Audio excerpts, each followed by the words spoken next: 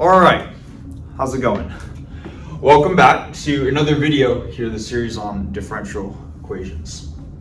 You might have noticed that finally we have changed the section title, right? We have changed away from second order differential equations. We are officially done with the section talking about how to solve second order differential equations.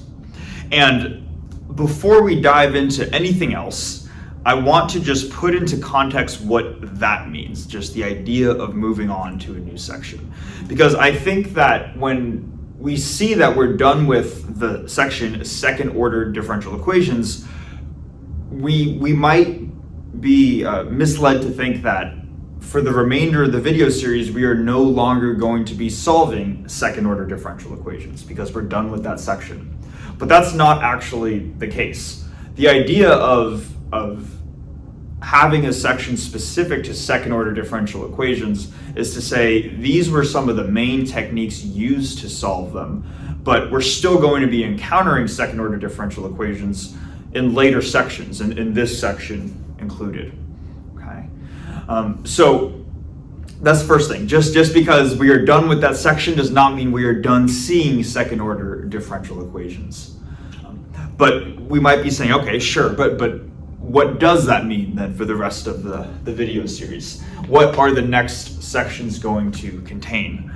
And at least for this section right here on series solutions, this section is going to be focused around a different type of technique than anything that we've seen previously that can be used to solve differential equations. And it can be used to solve first order, second order, potentially higher order differential equations.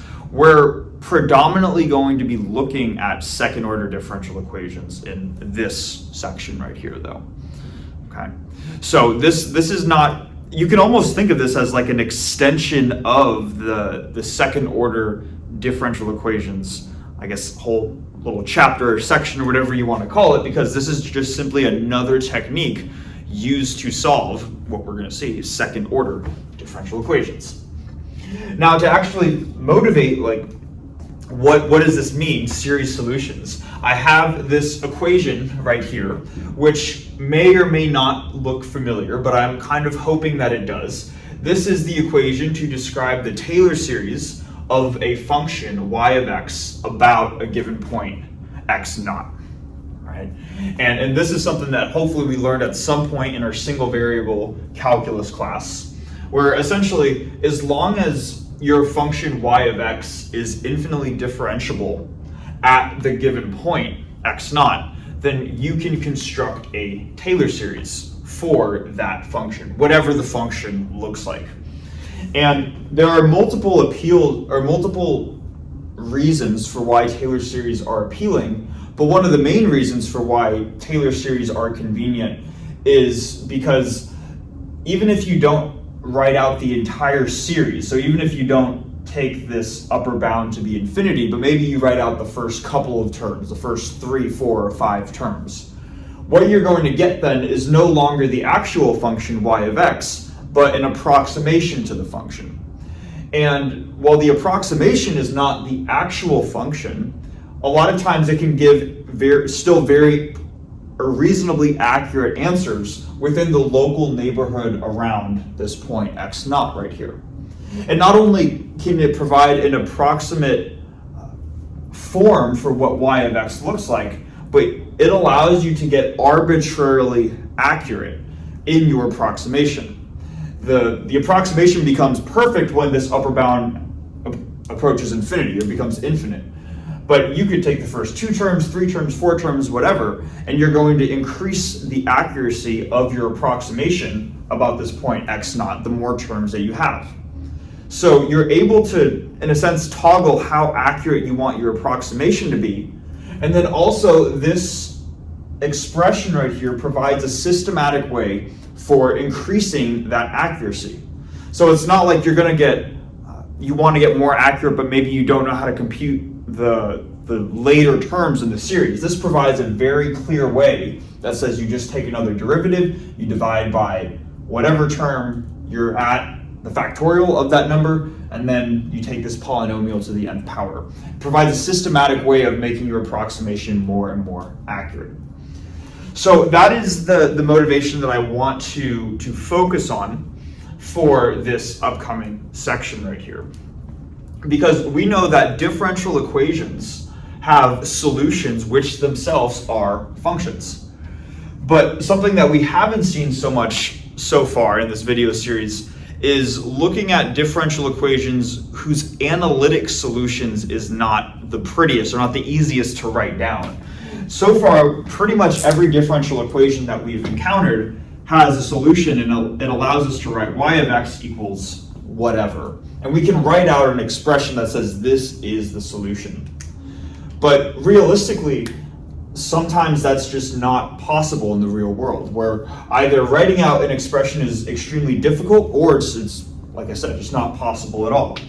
So in the case where the analytic solution is not this nice, pretty, compact form, what we can do is we can look to say, all right, well, if I know that it should have some solution, but it's difficult to write it down, maybe I can re-express whatever this function is as a Taylor series and see if I can come up with a Taylor series representation to describe that function.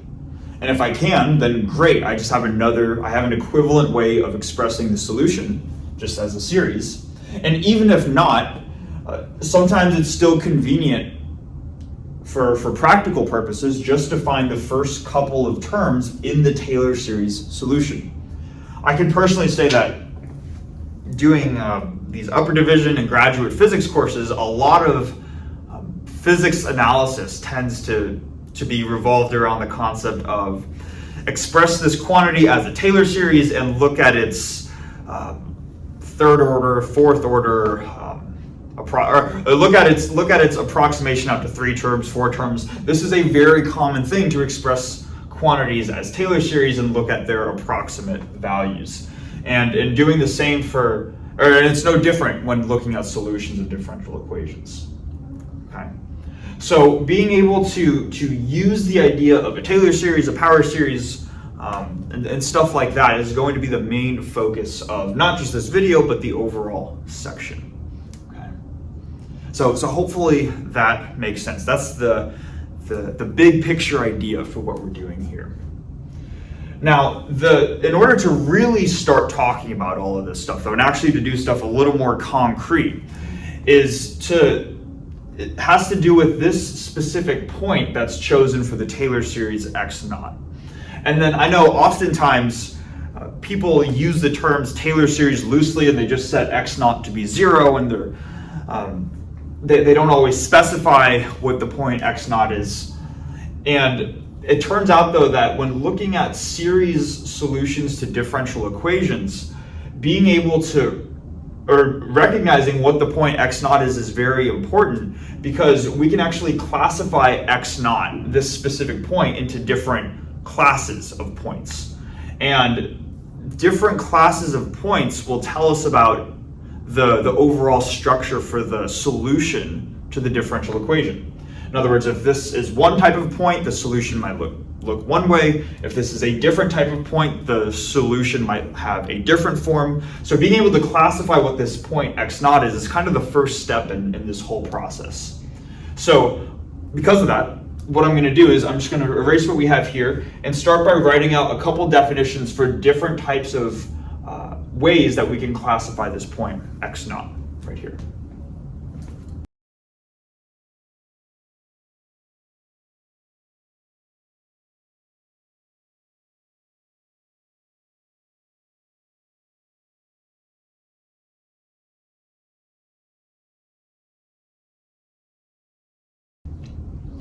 Okay, so we have this definition here for 2 types of ways to classify that point x naught in the Taylor series. And we can, at least for this video, we can split the classification system up into 2 different categories. One is by calling these things ordinary points, and the other is singular points. So let's go through that together. It says here that if we have a differential equation that looks like this, where it is a homogeneous second order differential equation with non-constant coefficients, it's linear, then what we can do is we can say that there's a given point x naught, and that point is considered an ordinary point of the differential equation if, I'll come over here, if the quantities q divided by p and r divided by p have Taylor series about this point x naught. And if x naught does not have a Taylor series, or if these quantities right here do not have a Taylor series about x naught, then we would say that it is a singular point. Okay. So kind of a lot going on in this definition. It's one of the slightly longer ones that we're going to encounter, right? So let's just make sure that we understand all the pieces. I don't think any of the pieces necessarily are too difficult, but let's make sure that we understand them. So first thing, we have this differential equation right here, where the coefficients are not constants. They're all functions. So p of x, q of x, and r of x, they're all functions. And what they're saying here is that we can have a point x naught. So this is just a number. And this number is either going to be an ordinary point or a singular point. And that number, regardless of if it's ordinary or singular, that is considered a point associated with the differential equation. Okay, so an ordinary point belongs to the differential equation. The singular point belongs to the differential equation. What we were seeing in the previous whiteboard was evaluating the Taylor series about a point. That almost made it seem like that point was associated with the function. Here, ordinary points and singular points are associated with the differential equation itself. Okay, so just make sure that just want to make sure we have that clear to see what they're associated with. Now, for really the fundamental definition part, that has to do with kind of from here onwards. They're going to say that the point is considered ordinary if these two quantities have Taylor series about this point x naught. So essentially what you would do if you see a differential equation, and we'll go through an example to make sure that we understand this, is you would take this coefficient right here, q of x, and divide it by this coefficient, p of x. And regardless of if these are functions of x or if they're just constants, you would just take this fraction right here, divide them. This will be some overall function of x. And essentially you just see if this overall function has a Taylor series about whatever your point x naught is. Okay. Now, technically, what you would be checking is to see if this quantity q over p, and the same thing with r over p, you'd want to see if those quantities are analytic. And the term analytic has an exact definition, but for the purpose of this video series, we can effectively think of a point being an ordinary point if the quantities q over p and r over p don't blow up and diverge to infinity or minus infinity. I'm not saying that's what the definition of analytic is. That's not what you're going to see if you see the definition for analytic. But again, that is how we can think of whether or not a point is going to be ordinary or not. Okay. Now, I think words is not the most helpful thing here. I think it's useful to have an example. So let me quickly write out an example here, and then we'll look at a couple of points and see if those points are considered ordinary or singular that are associated with the differential equation.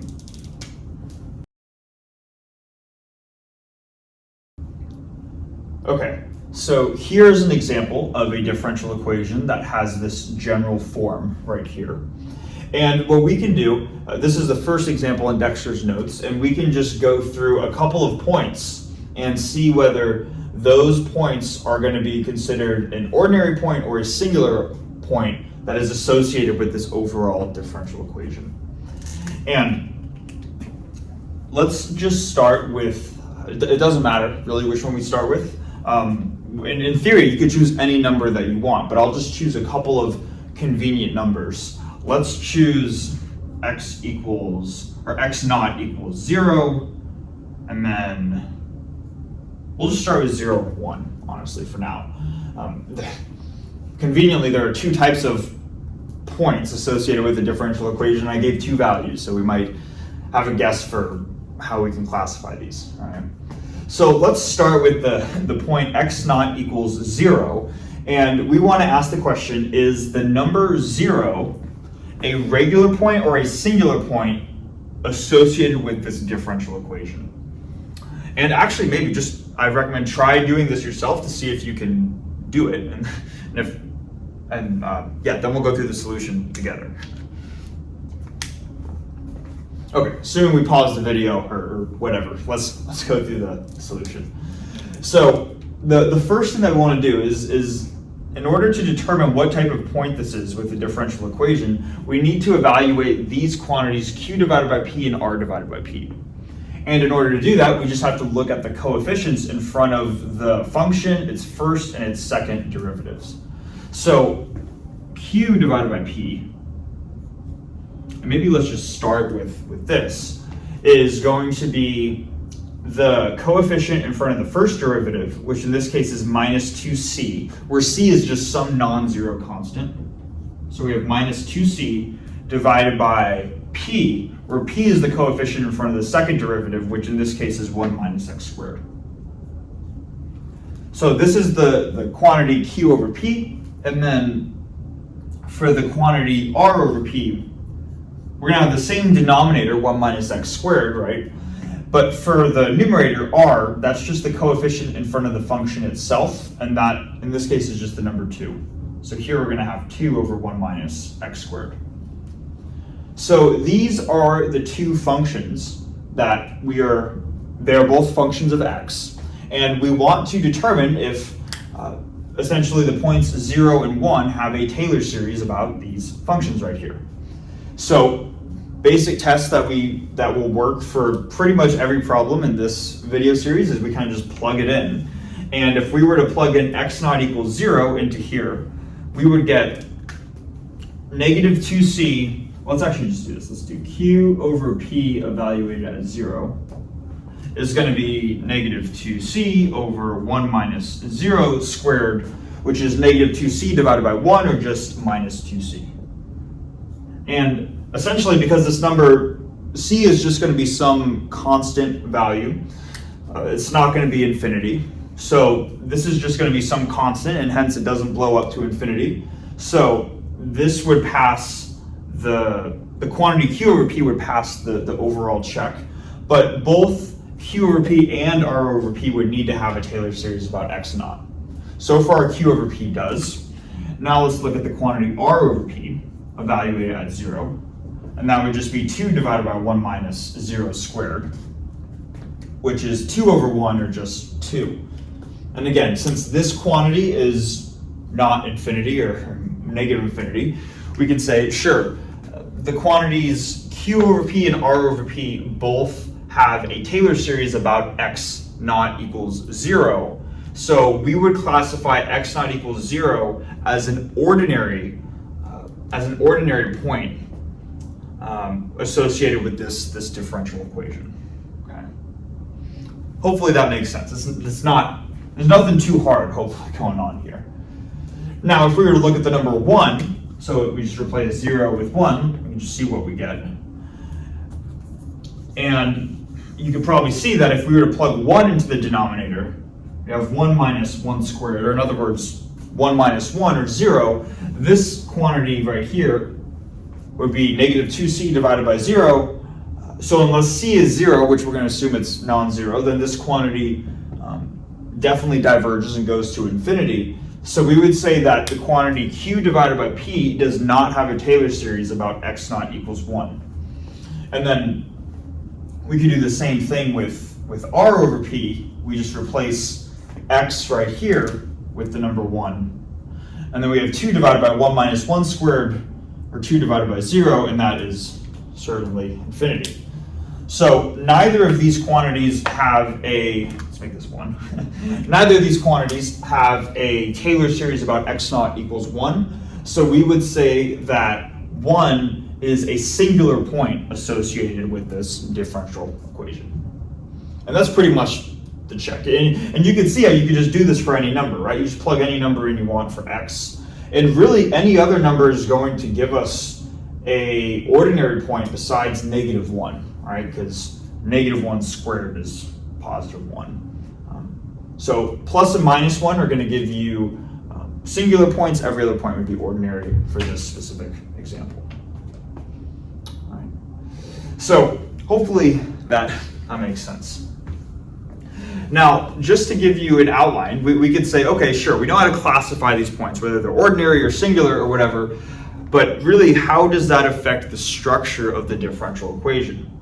And I'm just, for the purposes of this video, because this is kind of the first video on series solutions, we're only going to be looking at series solutions of ordinary critical points right here.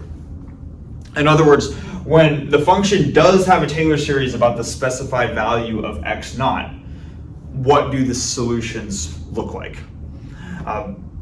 You might initially want to think that, and we're going to save the singular points for the next video. Now, you might initially think that if we try to evaluate the differential equation at a point where there's the singularity, the Taylor series doesn't exist, we might be inclined to say that the differential equation does not have a solution. But at the same time, we wouldn't be making an entire another video, the next one, if that was the case. So it turns out that whether you have an ordinary or a singular point, it is still possible that you're going to have solutions, series solutions to your differential equations. It's just that the conversation around what solutions look like gets a little more complicated for this case. So we're going to start with the ordinary case. Okay. Now, one quick fact that we're not going to prove, but we're just going to state, because we really need courses on analysis to prove this stuff, and we're not assuming that we have that, is that let's suppose we want to find a series solution for an ordinary point associated with the differential equation. If we can determine that x naught is an ordinary point for this differential equation, then there's this established fact that the differential equation has two independent solutions that are going to have the following form. So I can write out y of x equals a sum going from n equals 0 to infinity, a sub n, x minus x naught to the n. So, in short, if you see a differential equation and they ask for a series solution about a point, and then you're able to determine that that point is a regular point, then you can immediately just say, okay, well, then I know that there are going to be two solutions of this form right here, where a sub n, all of the a sub n are the coefficients, and then x naught is that specified ordinary point. So, in a sense, you're almost actually done, which seems weird because it's like we haven't done anything yet, right? But you're almost done. You can say that there are two independent solutions that have this form right here, but what prevents you from completely just saying, okay, this is a solution and then we're done, is that we don't know what these a sub n values are. These coefficients that kind of like give the uniqueness to this overall series. So what we're going to do, just to finish off the video, is we're going to go through an example of looking at a differential equation about a given point. We're going to determine that point is an ordinary point, and then we're going to see how we can form two independent solutions of this form right here, where we solve for each of the a sub n values. And that's really where the work comes in for series solutions to differential equations.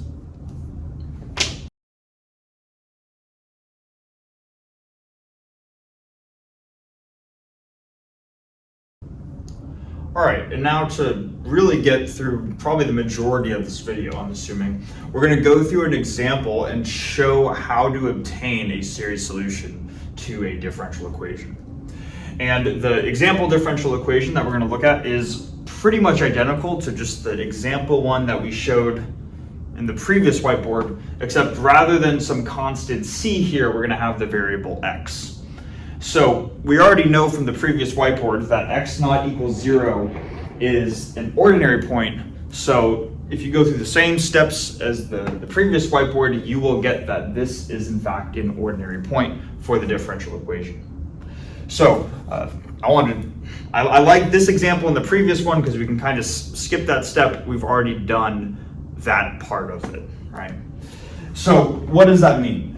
Essentially, since x naught equals 0 is an ordinary point, we can state that there are going to be two independent solutions of this form right here. We're going to have the series from n equals 0 to infinity times a sub n times the quantity x minus x naught to the n. But since the point,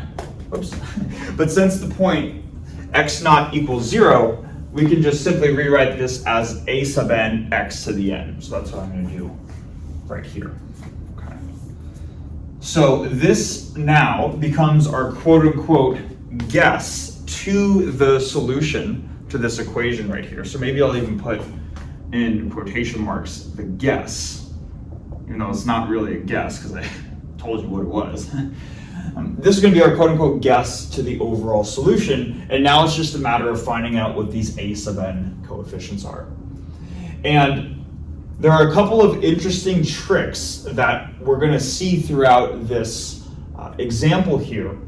And what I'm going to stress is that the tricks that we're about to see are not going to be unique to this specific differential equation. So this is something that when going through series solutions on the problem sets that Dexter has, I would recommend trying to implement some of these same quote-unquote tricks because they are we'll see why they're useful as they come up. The first trick that we're going, I don't know why I should be saying trick, but the first manipulation we're going to be making to this differential equation is to take this entire quantity right here and to multiply it by x squared, or multiply both sides of the equation by x squared. And in doing that, I'm going to write the equation out in a very specific way. So starting with this term right here, if we multiply that term by x squared, we get 1 minus x squared. And then in parentheses, I'm going to attach the additional x squared factor to the second derivative. So we have x to the power 2, and then we also have the second derivative. And we're going to try to mirror a similar structure with the remaining terms. So here, if I multiply by x squared, I should get minus 2x cubed y prime. But I'm going to rewrite this as minus 2x squared, and then x raised to the 1 power, or the first power, times the first derivative. Okay. It's almost like the structure of the equidimensional equation, if we remember that video. And then finally, if we multiply this term by x squared, this is just going to give us 2x squared times y. And I'm not going to put anything in parentheses because this is like the 0th derivative. This would be like by multiplying by x to the 0, which is just 1. So anyways, this is the convenient way I'm going to write the left-hand side, and then of course the right-hand side still just remains 0. So this is essentially the same equation as that we have up here, and now what we're going to do is we're going to plug our guess into this differential equation. That has not changed from previous sections. Now, in order to do that, we're going to need to take the first derivative and second derivative of this function. So let's just do that down here really quickly first. The first derivative, y prime of x, is going to be taking just the first derivative of this function. And whenever you take the derivative of a series like this, you can always bring the derivative inside the summation symbol. Or at least for the purpose of this video series, that's something that we're not going to prove rigorously that we can do, but we're just going to assume we can do that. A sub n are constants, so we're really just differentiating this polynomial term right here.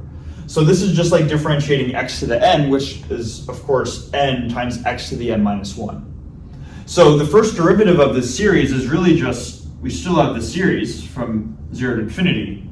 We have a sub n, but then we have a factor of n, and then x to the n minus 1. All right, so just power rule. And then from there, hopefully the second derivative isn't too bad, right? Again, we're going to be skipping some of the rigorous steps to show why you can interchange the derivative and the summation, but whatever, this is an applied math video series. We don't have to worry about this until are those details until the real analysis video series, right? But anyway, these are going to be the first and second derivatives respectively. So now that we have those first two derivatives, now it's just a matter of plugging them into the equation. And this is going to be a pretty long line, so I'm just going to fast forward through this part. But before I do that, I just want to comment on why we multiplied this by x squared, because I think it becomes apparent at this point. By having this additional factor of x squared multiplying the second derivative, we can look at the polynomial order in this second derivative, and it's x to the n minus 2. So then when we multiply this entire series by a factor of x squared, we're going to have x to the n minus 2 times x squared. That's going to give us a factor of x to the n right here. Then in this term, the first derivative has this x to the n minus 1 factor. When multiplied by x, that's going to be x to the n minus 1 times x, or just x to the n. And then when we have just the function itself, that also has x to the n. So the purpose, and this is what I want us to be able to get out of this, the purpose of multiplying by x squared is that was the factor that allowed us to have each of these terms have the same ordered polynomial in each of the individual series when we substitute them in. That was the goal. That was the reason why we multiplied by x squared there. Okay. So hopefully that makes sense. Now I'm just going to substitute everything in. It's going to be a long equation, but I'd rather be very thorough when going through this in the beginning, and then we'll show how we can simplify it next.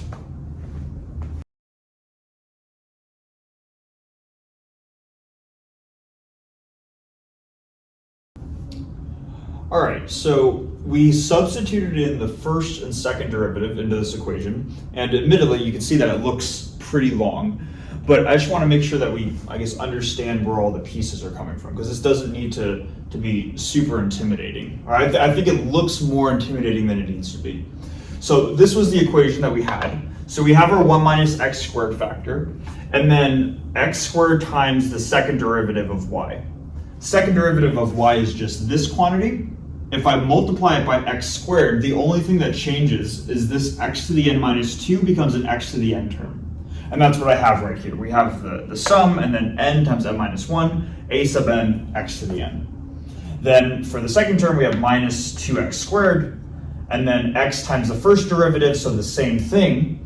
And we're going to have the same series as we have right here, except this x factor, or this factor of x, when multiplying x to the n minus 1, gives us x to the n. And then finally, with this term, we have plus 2x squared times y. And y is just this, our starting guess, right? So we have the series of a sub n x to the n equals 0. So that's all we're doing here. But we can definitely clean this up a little bit, and that's what we're going to do in the next couple of lines. So we're not going to do a whole lot of things, but these next couple of simplifications are very common, and you'll want to do this when working through problems, so you don't have to write out the summation every time, okay? And just to write out this full thing every time. So the first common simplification that we see with these problems is that every term on the left-hand side has a summation. So rather than just go term by term, because we're just adding everything together, we can just create one giant summation since we're using these same indices right here, since they're all going from n equals 0 to infinity, at least for now, right? So what I'm going to do is I'm going to start by just writing a single summation going from n equals 0 to infinity. And then additionally, with each of these series that we have right here, notice that each of them have a factor of a sub n, or a coefficient a sub n. So I can bring that out to the front. I can distribute that out. So I'm going to have a sub n out in the front. And then what I'm going to do is I'm just going to go term by term, essentially, now. And that's going to be contained in brackets.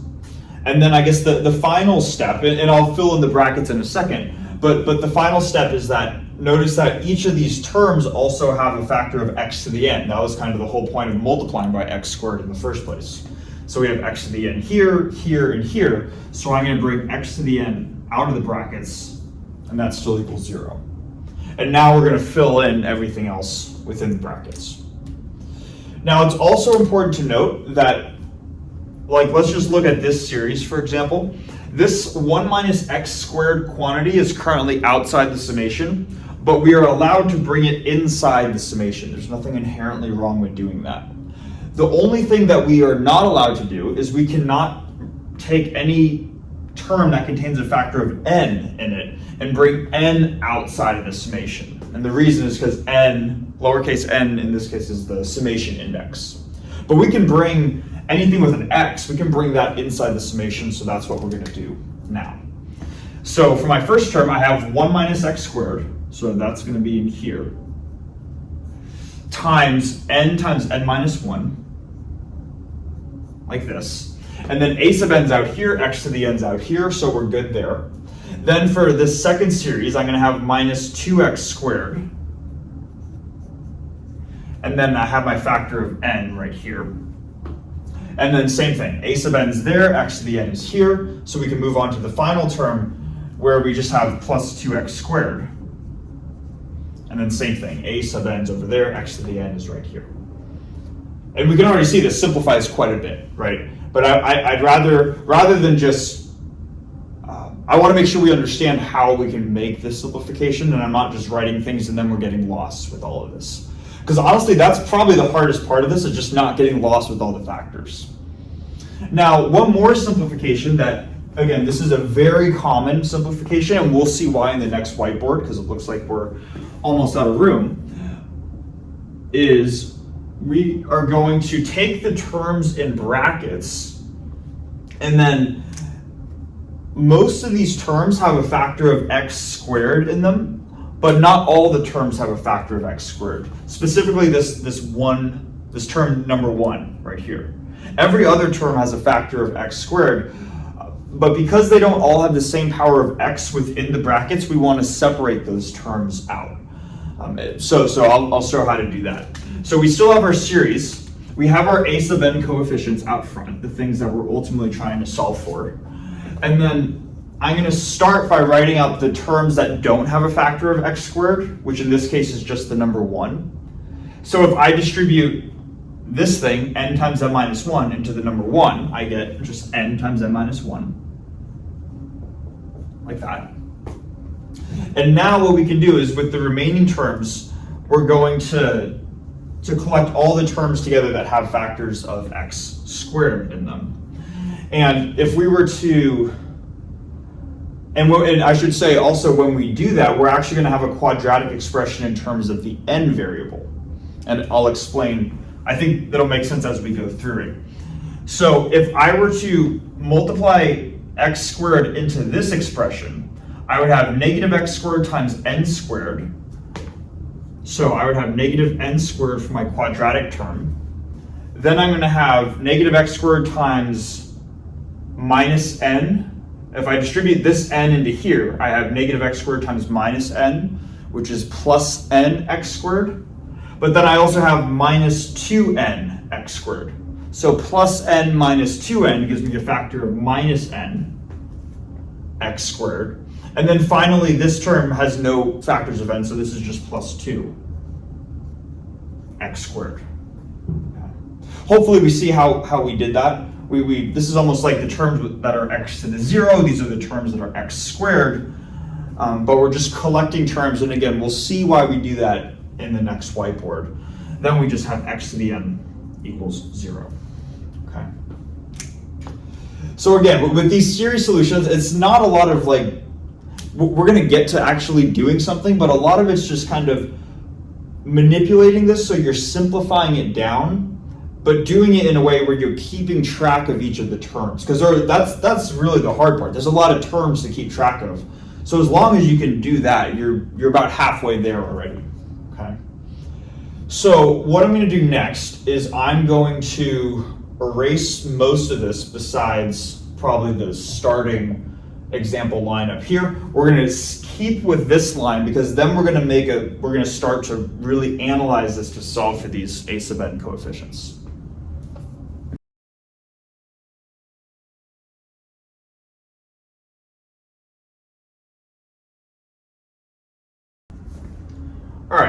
So this is the step where we left off at. And it's at this point where oftentimes people will kind of just make a certain jump in their logic. And not to say that the jump is necessarily incorrect, but they've just worked through so many of these types of problems that they automatically can go from this line to a much simpler line. But to me, the jump going from here to just a given recurrence relation is not the most obvious thing. So I'm going to do some extra manipulations to where this hopefully makes sense why we get the recurrence relation that we get. Okay, let me explain by just starting to write things down. So what I'm going to do, we have this current thing that's a single summation, but just because this is the first time around doing this whole thing, I'm just going to break this into two summations again. And again, just bear with me. There's a reason why I'm doing this. So we have the series from n equals 0 to infinity. I'm going to write a sub n times n minus 1 x to the n. So all the series, or I guess the terms that contain no factors of x in the brackets, that's going to be one series. And then I'm going to add on to that the series where we do have this extra factor, or this additional factor of x squared. So now I have the series going from n equals 0 to infinity. And then I'm going to have a sub n times this quantity in parentheses, so negative n squared minus n plus 2. And then I have x squared and x to the n, so this is x to the n plus 2 equals 0. Okay. So we have two separate series, and what I would ideally like to do is I would ideally like both of these series to have a factor of x to the n. And here's why. Let me just describe in words why for a second. Let's suppose both terms somehow had a factor of x to the n, and this is what my equation looked like. Then I would basically have this product times x to the n equals 0. This product of just numbers times x to the n equals 0. Well, we know that in the general case, x is going to be non-zero. That's just the input to our function. So in general, this number won't be 0. So that means everything else would need to be 0. So by that logic, if we can get all the terms to have a factor of x to the n, we can eliminate this summation in the equation with this x to the n factor, and we can just work with the term in brackets equaling 0. So that's the strategy behind it. But you notice there's this problem because we have x to the n right here and x to the n plus 2 right here. So we run into this issue of how do we make them the same? And what I'm going to do now is I'm going to just focus in on this summation right here. And I need to ask myself, what do I need to do to this series in order for this to be a factor of just x to the n? And the answer is, well, I would need this to be 2 less than its current value, right? In other words, I would need n to get replaced with the quantity n minus 2 right here. So then we would have n minus 2 plus 2 gives me x to the n. So what I'm going to do is I'm just going to rewrite this series down here, and I'm going to replace everywhere where I see an n with n minus 2. So let's do that. Let's make the summation a little bit better. So we have our summation. Instead of n, I'm going to write n minus 2 equals 0 to infinity. Instead of a sub n, I'm going to write a sub n minus 2. Everywhere where I see an n, I'm just going to write n minus 2. Times negative, instead of n squared, I have n minus 2 quantities squared, minus, instead of n minus 2, plus 2, that's this term, times x to the, instead of n, I'm going to write n minus 2, plus 2. Okay? So that is the substitution that we just made. And now if I simplify things out just a little bit, that's like writing this as going from n equals 2 to infinity, a sub n minus 2, times everything that we have in parentheses. So negative n minus 2 quantity squared minus the quantity n minus 2 plus 2 times x to the n. Okay. So now what we've just done is we've taken our series and we've rewritten it so this power that x is associated with is x to the n, right? And now the powers match. But it's like, okay, well now the powers match, but now the indices mismatch, right? This index starts at n equals 0, and this index starts at n equals 2. So it almost feels like we solved one problem, but we created another problem. Because now it seems like we can't just make it one summation like we did earlier, because the summation is no longer having the same starting and stopping point. They have the same ending point at infinity, but different starting points. So now the next step that we would do is we would say, well, let's try to keep this the same, but change the indices of this. And what I'm actually going to claim is that this series right here is identical to the exact same series, but when n equals 0. Okay. This might be a little bit weird, but I think this is really cool. So let me just say that this thing is going to be equal to the exact same thing, but when n equals 0. So we're going to have a sub n minus 2 times negative n minus 2 squared minus n minus 2 plus 2 x to the n, like this. Okay. Now the natural question is, well, why? Like why can we do this? And the reason has to really, and this is at least how I like to think of this, okay? And hopefully this will make sense to you. Other people might have different explanations, but this makes sense to me. What I'm going to do is I'm going to take this left-hand side series, write out the n equals 0 term and the n equals 1 term, and then leave the remaining series going from 2 to infinity, and let's see what we get. Okay. So if we start with the n equals 0 term, I'm going to have a sub negative 2, and then what's this? This is, I'm just going to be very explicit. This is minus 0 minus 2 squared minus 0 minus 2 plus 2 times x to the 0. Okay, that's the n equals 0 term in this series.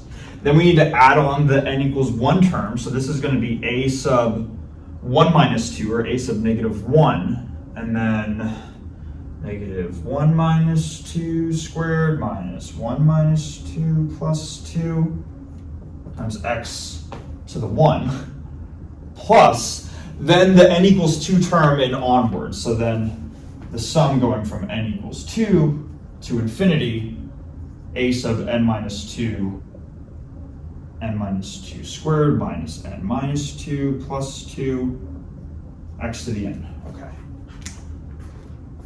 A lot going on, right? But hopefully we can see what I did. All I did going from this line to this next line is I took this series, wrote out the n equals 0 term explicitly, then added the n equals 1 term, and then added everything else after that. So 2, 3, 4, and onwards.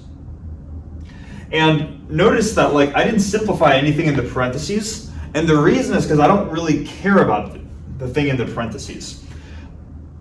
The thing that I actually care about are these a coefficients out front. Here I have a sub negative 2 and a sub negative 1.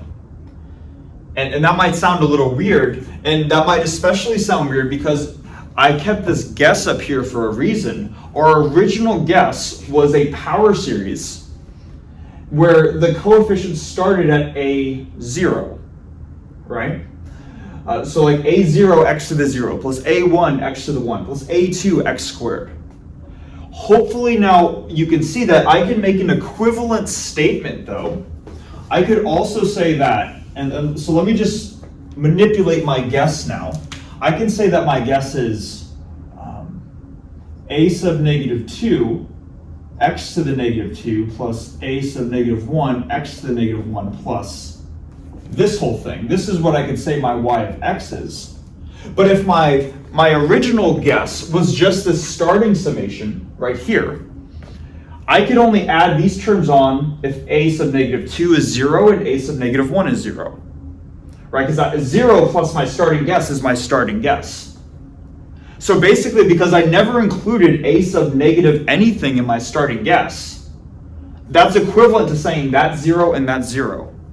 And because the a sub negative whatever is 0, This term goes to 0 because of a sub negative 2. This term goes to 0 because of a sub negative 1. And now we see that I can start my summation at 0, and it's identical to starting the summation at 2. Okay? This is how I like to think about this. Again, different people are going to have different explanations. But this is just the logic to say that this is why we can replace n equals 2 right here with n equals 0. Okay?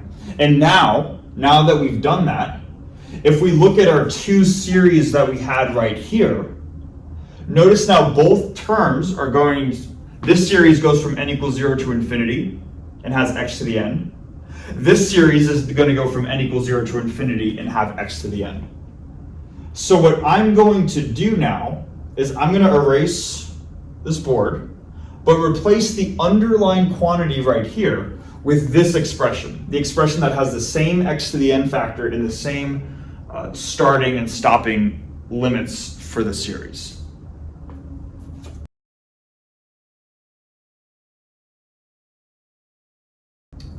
Okay, now that we've been able to manipulate our way out of this x squared term, things are going to be able to simplify once again. So both terms have the same series going from n equals 0 to infinity. So now we can just rewrite this as a single series. Both terms have the factor of x to the n, so that can get brought outside. X to the n. Notice though, now both terms don't have the same a sub n, and that's fine. These are just coefficients, and these are what we're ultimately solving for, right? But let's see what we're left with. So we're going to have a sub n times n minus 1 plus, and then all of this right here. So this is going to be a sub n minus 2 minus n minus 2 quantity squared minus n minus 2 plus 2, like that. Okay, and this equals 0. Now, to make sure that we understand the next step at this point, because we're going to simplify this even further here. Essentially, this expression is just one giant coefficient. It's some number. So some number times x to the n equals 0. And the only way, let's keep in mind, this is a series too. So the only way that we're going to get 0 for, well, actually, let me take a step back here. So we have a product, we have one thing in brackets times x to the n, but in general, x is non-zero. So this term would have to be 0, right? The term in brackets. Now, because this is a series, the only way for the entire summation to be 0 is if the 0th term in brackets is 0, the first term in brackets is 0. If every coefficient, the only way the entire series can be 0 is if every coefficient is going to be 0. So what we can do is we can say, let's just look at an arbitrary coefficient in this series and just say that needs to go to 0. In other words, if we were to take the nth coefficient, this would be the nth coefficient in the series, and we can set that to be 0. And that's what Dexter does in his notes. So he goes from here, and then he can go from, and then he can just look at the term in brackets and say that this quantity needs to equal 0 plus a sub n minus 2 minus, or times, right? Yeah, times negative n minus 2 squared minus n minus 2 plus 2, like this, equals 0. Okay. Hopefully that makes sense. That, because there are two parts to that first, right? You have a coefficient times a polynomial, but because x in general is non-zero, the coefficient needs to go to 0. And not just does the coefficient need to go to 0, every coefficient in the series needs to go to 0 in order for you to add all of these things up and get 0.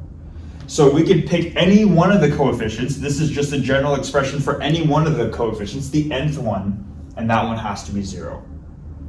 And this is what we're left with. Okay. So now at this point, because we might be saying, okay, sure, I'm getting these steps maybe individually, but what are we doing? All right, what are we trying to do here? And this is where we don't want to lose sight of the big picture. We originally said that our guess for the series solution was a sub n x to the n. So what we want to do is we want to find out what these a sub n coefficients are. We want to find out what a0, a1, a2, a3, all of those a coefficients. And once we have those coefficients, then we can plug them into there, and then we're done.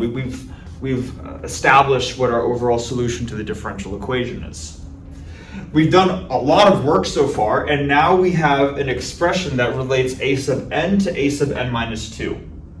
So what we can do, and I want to erase the board and save room for this, because this is the final but important step, is we're going to be able to come up with a recurrence relation to relate various coefficients to each other, and we'll see how we can use recurrence relations to solve for all of these coefficients that we have right here.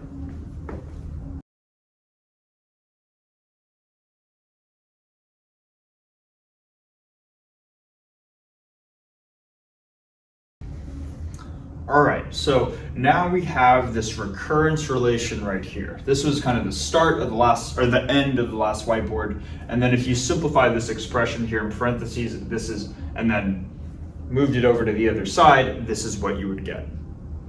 Now, notice I could rewrite this term in parentheses here as n times n minus 3. And then it would look like we'd have n times n minus 1, a sub n equals n times n minus, actually let me just do this real quick. This is equal to n times n minus 3, a sub n minus 2. And at this point, I didn't want to do that because you could be tempted to see a factor of n on both sides and want to divide those out.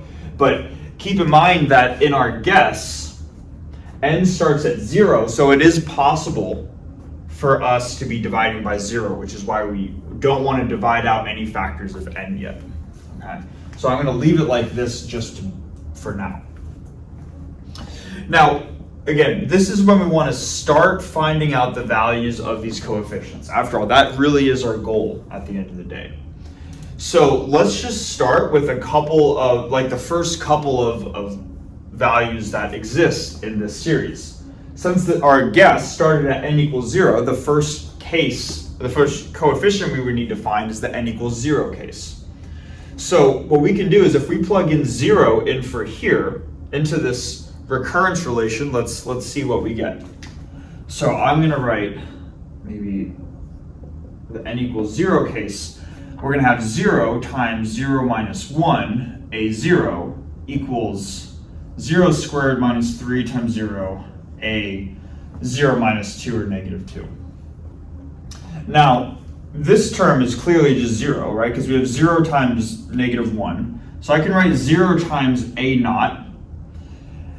Now, of course, 0 times a naught is 0, but I want to leave it like this for now. And this is going to equal 0 squared minus 3 times 0. So this is 0. This is 0. So 0 times a naught equals 0. Okay. When we set up an equation this way, we can ask ourselves, what value of a naught makes this equation true?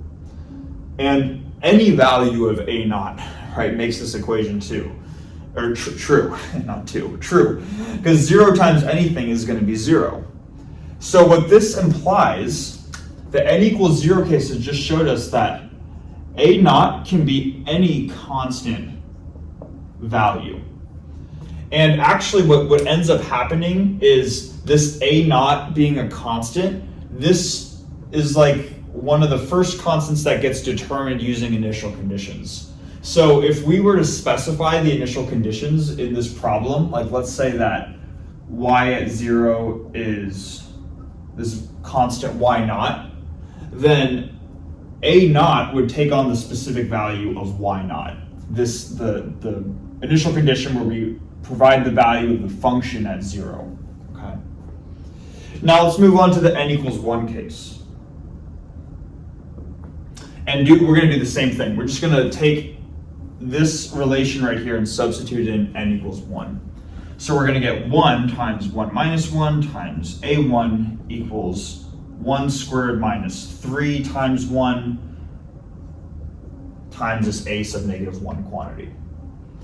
1 minus 1 is 0, so 1 times 0 is 0, so I have 0 times a1 equals 1 squared minus 3 is negative 2, but we already said that we're multiplying by this coefficient a sub negative 1, and a sub negative anything is just 0, so this is also 0. So it doesn't seem like we're really getting anywhere, because a naught can be any constant. A1 seems like it's the same way, right? A1 can also be just any constant.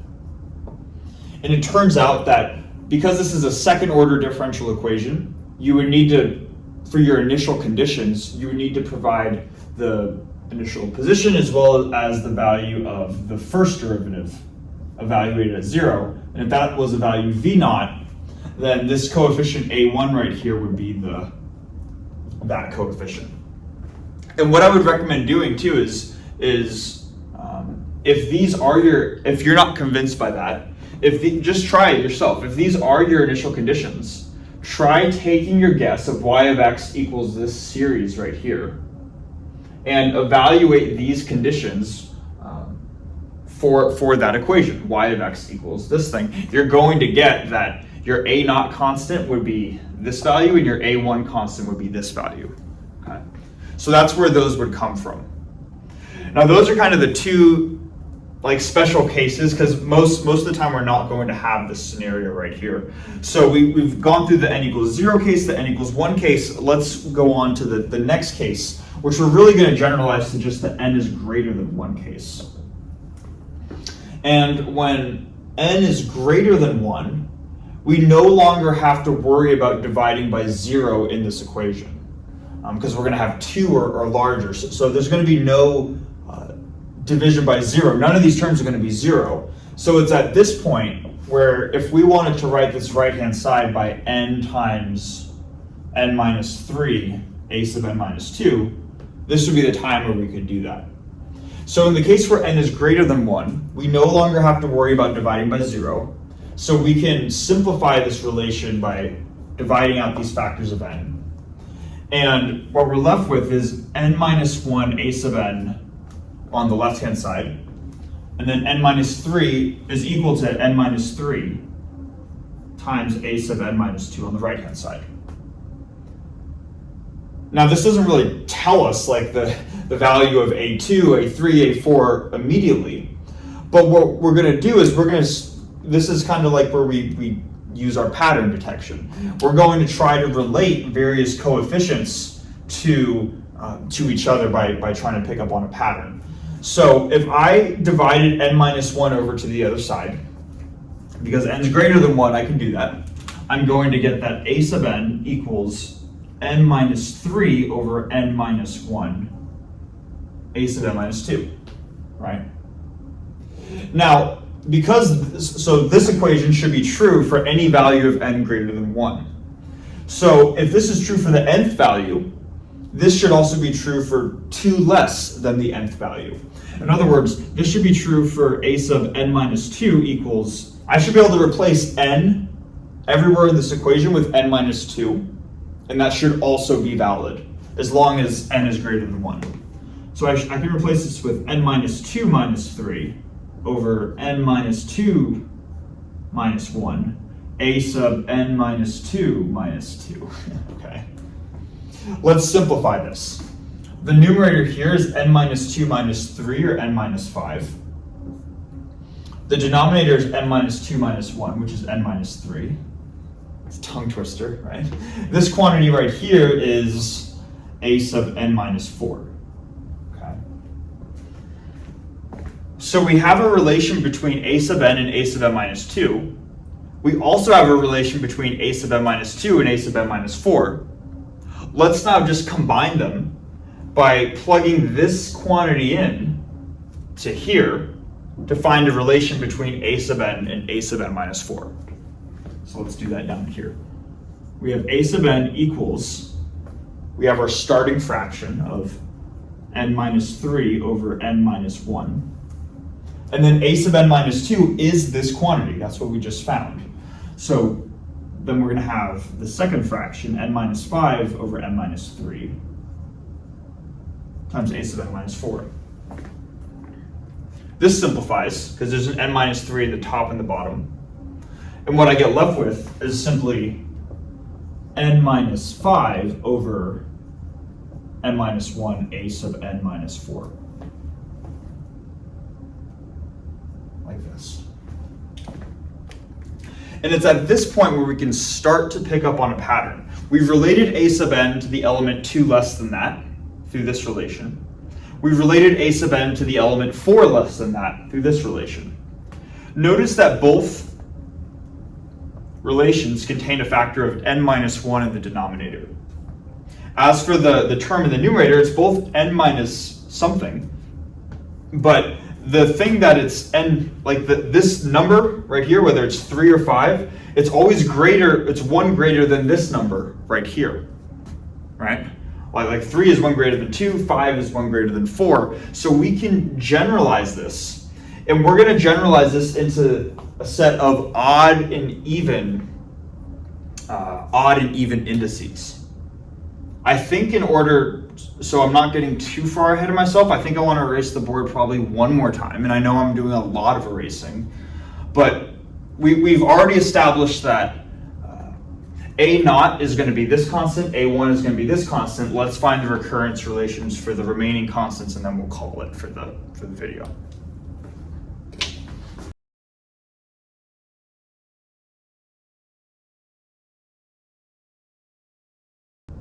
All right, now to finish off the video, we're going to essentially split up this n is greater than 1 condition into the odd cases and the even cases, so we find a relation for the odd coefficients as well as the even coefficients. And hopefully this kind of sounds familiar from some of the stuff that we've done in calculus before, but in case we haven't seen it, that's why I want to try to go through this as thoroughly as I can. So in case we haven't seen this, let's start with the even cases. And what I mean by that is by saying rather than relating a sub n to the number like 2 less than it or 4 less than it, let's just say that we're going to relate a sub n to a sub n minus some even number. So we can split these into even and odd. So I want to find a sub n is equal to something, some fraction times a sub n minus 2k, where 2k is some even number. And if we're going to follow the pattern right here, we're still going to have this n minus 1 in the denominator. I don't know where I'm standing. And then we're going to have n minus the number that's 1 greater than whatever this quantity is right here. So if the quantity is 2k, 1 greater than 2k is just 2k plus 1, right? So n minus 2k plus 1, like this. Okay. So this is how we can relate any two elements which are an even number of indices, or not an even number of indices, but an even number of spaces apart in their index. So at this point, what we can do is we can say, well, let's now plug in specific values for n, and then we can kind of relate them to values that we already know, which is a0 and a1. So if I were to set within this even relation right here, when I set n to be 2k, the even number 2k, let's see what I get. I'm going to replace everywhere where I see an n with the number 2k. So on the left-hand side, I have a sub 2k equals, then in the numerator, 2k minus 2k plus 1, all over 2k minus 1 times a sub 2k minus 2k, right? And this is going to simplify, right? Because in the numerator, these cancel, leaving me with negative 1 over 2k minus 1. And a sub 2k minus 2k is just a0. Now what is a0? Again, that was just the initial condition that would have been provided in the problem. So what we've just done, a sub 2k, like this, what we've just done is we found a relation between A naught and any even coefficient in here. And that's ultimately what we're looking to find, is this recurrence relation right here. Now, we can also look at an odd case where rather than having n be an even number, let's have n become an odd number. So we can have n equals 2k plus 1, right? That's the definition of an odd number. And let's just now replace 2k plus 1 everywhere where we see a factor of n in this relation right here. So we're going to have a sub 2k plus 1 equals 2k plus 1 minus 2k plus 1 over 2k plus 1 minus 1, a sub 2k plus 1 minus 2k, right? That's what we get when we plug in 2k plus 1 everywhere in where we see a factor of n in that equation. So when we do that, we notice that we have a sub 2k plus 1 equals, and then the numerator immediately goes to 0, right? So this is 0 times a sub 2k plus 1 minus 2k is just a sub 1. So we get this relation right here. And then 0 times a1 is just 0 times v naught. So maybe we can replace a1 with v naught, but this is still 0, right?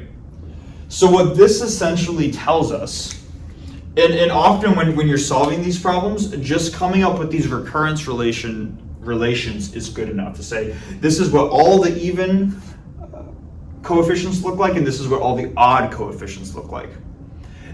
By the way, splitting up your coefficients, your a sub n coefficients, into the even coefficients and the odd coefficients is what gives you two independent solutions for your y of x guess. One independent solution is the even cases, the other one is the odd cases. Okay, so hopefully that makes sense. This would be the relation for the even one. And then for the odd one, it's going to see, basically we should interpret this one real quickly. Basically, this says that every odd coefficient is just going to be 0. A sub any odd number is going to be 0. The only exception is this a1 value that we were talking about in the previous whiteboard. So we're going to have an a1 times x quantity in here, but there's just going to be no other what am I saying? There's going to be no other odd coefficients in the overall series. Okay. So, yeah, I think I'm going to probably call it at that. I can't tell how long this video has been going on, but it feels like it's been going on for a while. So, this is the general strategy for finding coefficients and ultimately obtaining series solutions to a differential equation. We were